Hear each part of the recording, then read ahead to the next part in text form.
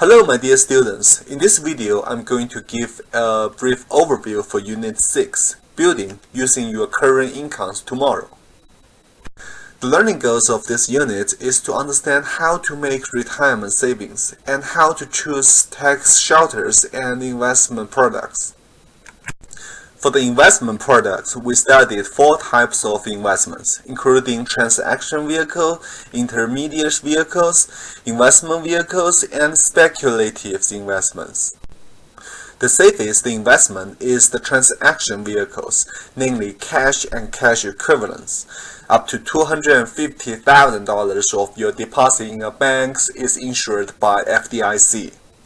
Certificates of deposits and money market funds typically have higher returns and therefore they are considered as intermediate vehicles.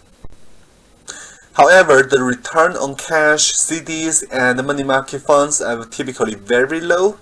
Even though the chance of losing principal is very low in these accounts, the risk of losing purchasing power is high because the inflation can easily exceed the returns. To protect your investment from inflation, you need some real investments, which are the government bonds, corporate bonds, mutual funds, stocks, and real estate. These investments are called investment vehicles because most of these investments have reasonable returns with reasonable levels of risks. Finally, the speculative investments are options, futures, collectibles, and some real estate investments. These investments are too risky for individual household investors.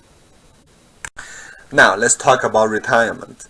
We studied 3 types of retirement plans in this unit. A defined benefit plan is funded by your employers. The amount you received in retirement is decided by a formula. A defined contribution plan, however, is funded by the employee. The contribution and the return are tax deferred, which means the employees do not need to pay income tax until they withdraw the money out from the account.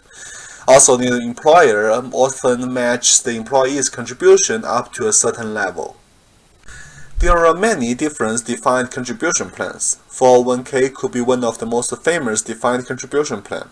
Besides defined benefit and defined contribution plans, IRA is also a good option for your retirement savings. Depending on you and your spouse's financial situation, your contribution to a traditional IRA could be either tax deductible or not. You may also consider using a Roth IRA account. The contribution to a Roth IRA account is not tax deductible, but the return generated by your contribution is typically tax-free. This ends this unit overview. Please let me know if you have any questions. I will see you soon in Unit 7.